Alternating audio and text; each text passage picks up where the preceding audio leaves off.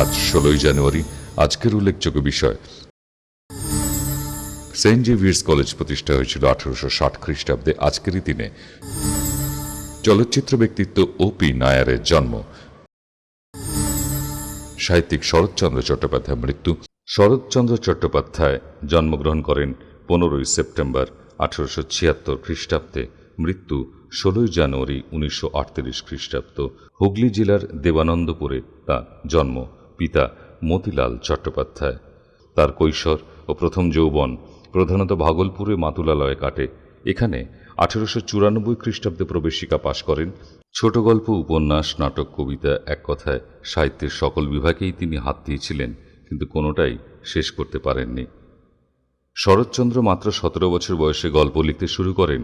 পিতার মৃত্যুর পর ভাগ্যান্বেষণে 1903 খ্রিস্টাব্দে ব্রহ্মদেশ যাত্রা করার আগে অর্থোপার্জনের জন্য কিছুদিন চাকরি করলেও বেশিরভাগ সময় বেকার থাকেন। সাংসারিক ব্যাপারে নির্লিপ্ত ছিলেন এবং এখানেই প্রথম জীবনের অধিকাংশ গ্রন্থ রচনা করেন। রেঙ্গুনে অ্যাকাউন্টেন্ট জেনারেলের অফিসে কাজ করতেন।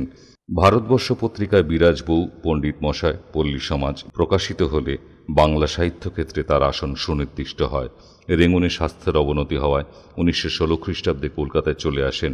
প্রথমে বাজের শিবপুর অঞ্চলে থাকতেন, পরে 1919 খ্রিস্টাব্দে হাওড়া জেলার পানিত্রাস গ্রামে বাড়ি করে বহুদিন কাটান।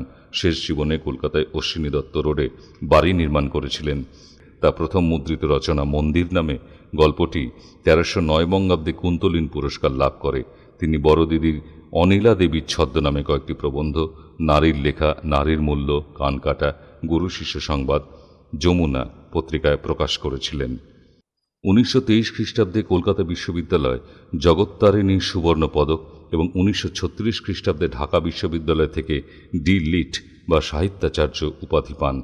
1934 খ্রিস্টাব্দে বঙ্গীয় সাহিত্য পরিষদের সদস্য হন। রবীন্দ্রনাথ তাকে জয়মাল্য দিয়েছিলেন। বাংলার বিপ্লবীবাদীদের সমর্থক বলে তার পথের দাবি গ্রন্থটি ব্রিটিশ সরকার বাজেয়াপ্ত করেছিল।